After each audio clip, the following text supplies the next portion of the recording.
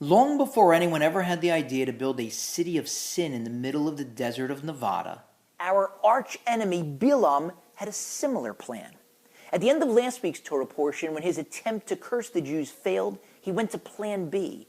He told his colleague, King Balak, who had hired him, to instead of trying to curse the Jews, to round up all the very attractive non-Jewish women in his nation, to build a marketplace, to send those young women in, to seduce the Jewish men, and to also convince those men to worship idols.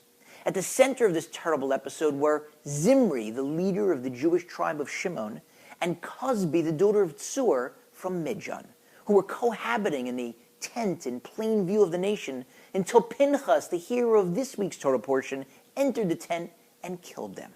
Now, Cosbi bas Tsur, Cosbi, the daughter of Tsur, that's not her actual name, that woman from Midian.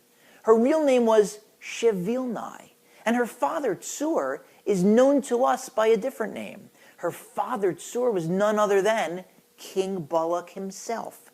Cosbi was the princess. Now, why in the world would King Balak conscript his daughter to be a seductress? The Medrash answers that question. It tells us that when Balak originally heard Bilam's plan, he balked. He said, "The young girls from my nation won't agree to do this." And Bilam said, "Yes, they will. Send your daughter first. Once the princess goes, all the other young women will follow suit." And it worked. The Talmud tells us that the reason for her nickname, Cosbi, is that that name includes the root word in Hebrew for deceit, because she deceived her father.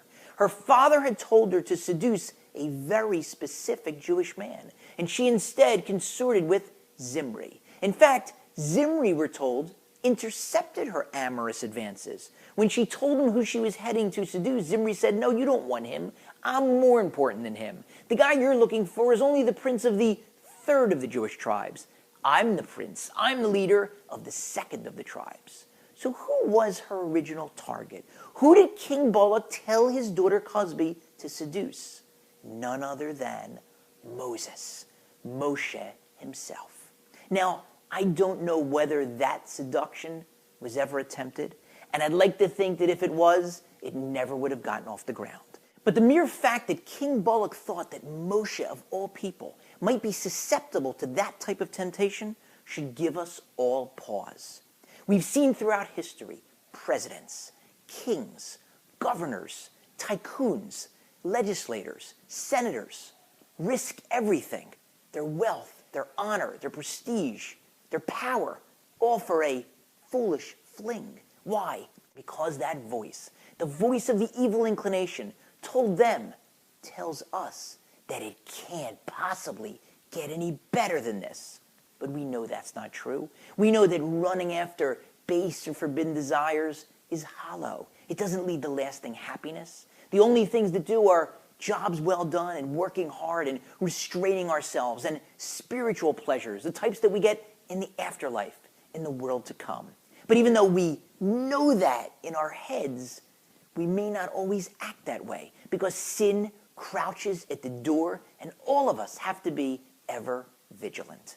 Many years ago, while I was in college, I had a discussion with a woman with whom I was friendly. And she said to me, "You know, I'm jealous of you." I said, "Why is that?" She said, "Because you're religious."